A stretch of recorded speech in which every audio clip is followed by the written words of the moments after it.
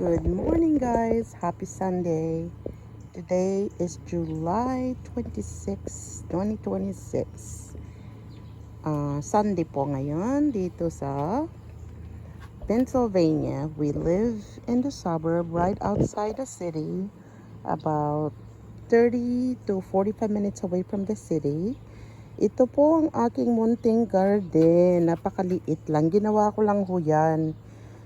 Kasi po dito sa amin, apartment lang mga ito, hindi pwedeng mag-dig sa ground kasi maraming mga water line, gas line. So ako, gumawa na lang ako ng sarili ko. Pinagpatong-patong ko na lang yung mga bricks para maging raised bed. And din yan, mga 10 years ago, tinabunan ko ho yan ng maraming soil.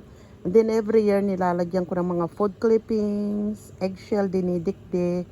And then, maybe every 2 to 3 years, hinahaluan ko ng mga 2 to 3 bags ng Miracle Grow.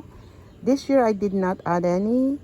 Pero 2 years ago, nagdagdag ako dyan ng 2 bag. So, ito ang aking, halo-halo na po ito eh. As you can see naman, marami naman ng bulaklak. Sitaw. Yun naman ang aking talong. Binili ko yan sa Lowe's, pero naka-harvest na rin ako ng one time, pero mukhang hindi lumalaki. Marami namang bulaklak. But then, kasi ang daming nakatinam dito na iba, so I guess nag-aagawan sa nutrients.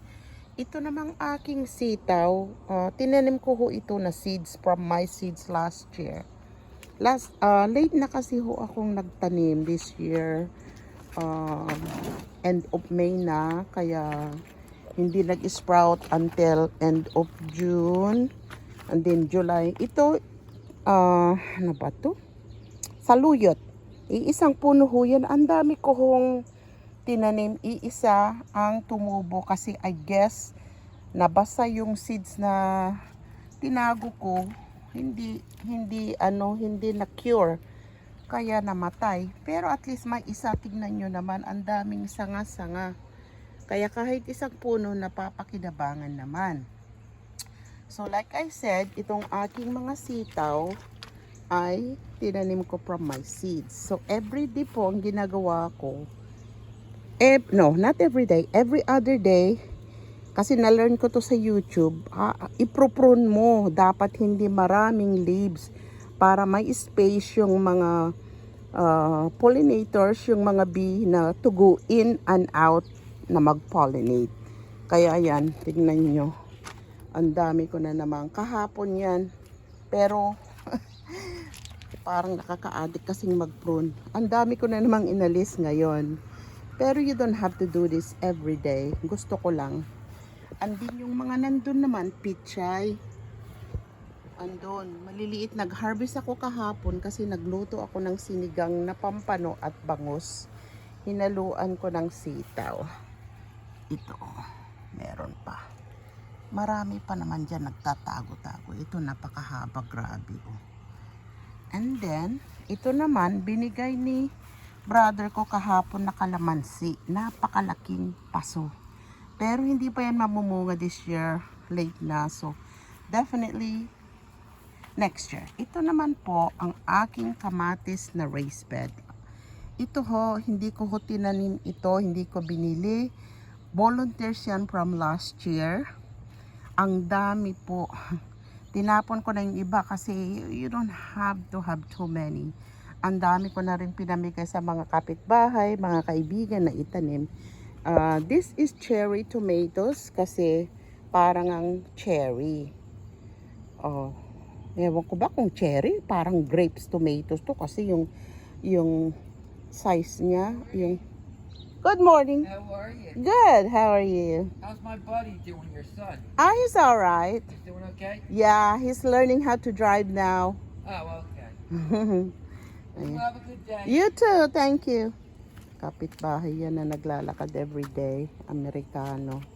Anyway, tingnan nyo naman. Grapes tomato yata to. Hindi cherry kasi yung shape niya parang grapes. Pag namunga ho yan, kumpol-kumpol. Nakakasaya ba?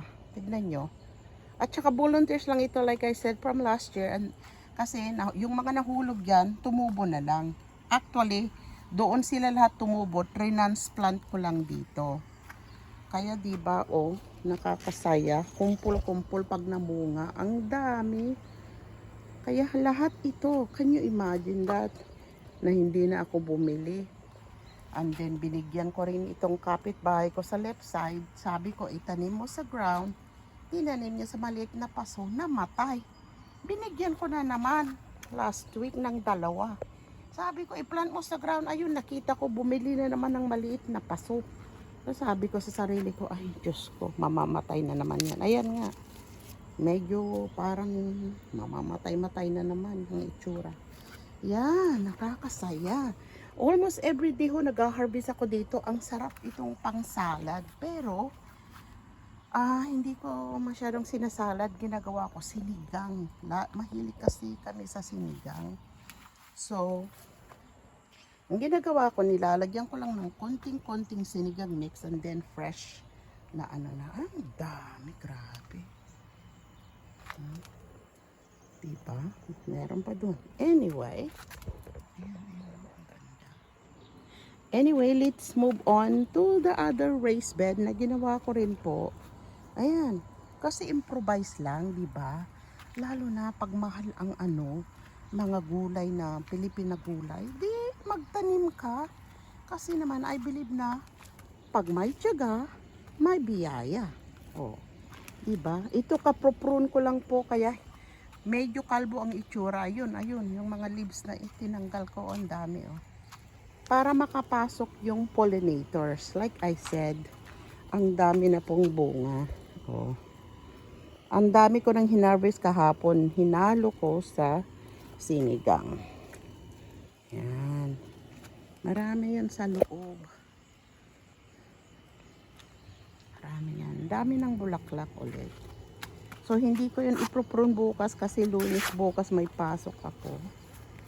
Ayan. Kaya masaya ako pag may nakikita akong mga bees na nagpo-pollinate.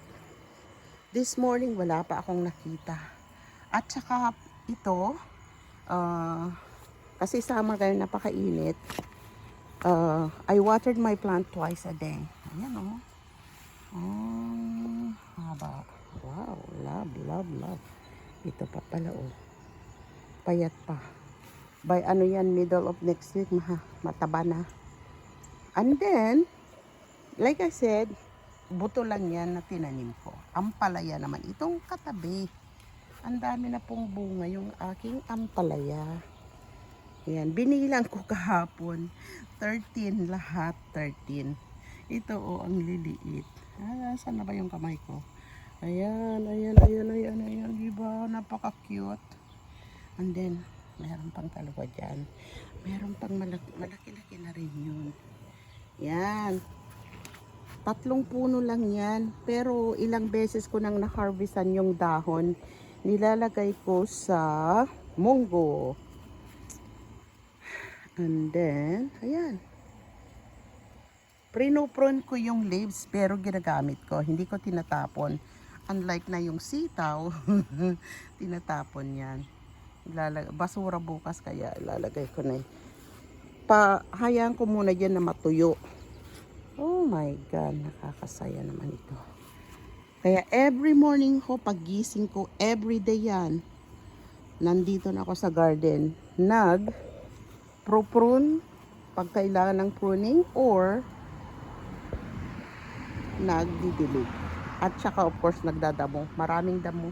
Ayan, mga pechay ko lahat yan. Seeds lang ho yan, tinanim ko 30 days ago. And then, ngayon, sa awa ng Diyos, tumubo naman. Ayan lang. Anyway, ako lang naman kumakain, tsaka yung my sister, my brother, my mom, pero yung anak ko hindi naman kumakain ng mga ampalaya at itong long beans. Yung gusto nila, yung American string beans. Oh well, it's more for me to eat, diba? Ayan. Ay, naku, nakakatuwa. Kaya yan, mukhang kalbo pero yan ang maganda para makapasok yung sun para in and out mga bees, pollinators. Ay, naku. At saka pag ako nagdilig, lahat yan mababasa. Lahat ng leaves, dulo, puno, hindi lang yung puno talagang from end to the other end. Kaya lahat yan masaya. So yan ang aking sitaw at ampalaya. Itong part naman na to, kamatis. I love my kamatis. Love, love, love. Kasi pag namunga, oh my God. Parang grapes. Alam mo yan? Kumpol, kumpol. Anyway, can't wait till this calamansi ay mag-produce next year. And then ito naman ay halo-halo din. Eggplant. Ito yung mahaba na parang sa atin. Ang tawag dyan, ichiban. Yung matataba na halos pabilog na. Black beauty. Pero ayoko yun. Gusto ko yung ichiban. Yung parang, ayan. Isang saluyot, sitaw, at pechay sa. Okay, I guess this is it, guys. Ayan, gusto ko lang i-share sa inyo ang aking munting garden. Kahit na apartment lang. Kung gusto mo talagang magtanim, you can do it. Kahit paso-paso nga lang pwede. Oh, sige guys. Thank you guys for watching. And I'm sorry, ngayon lang ako nakapost. Kasi tinatamad. Alam nyo naman. Tumatanda na. Busy na. Kaya, hindi na masyadong nakakaano. Okay guys, thank you guys for watching. Have a wonderful day. And hope to see you guys again next video. Salamat. Bye-bye.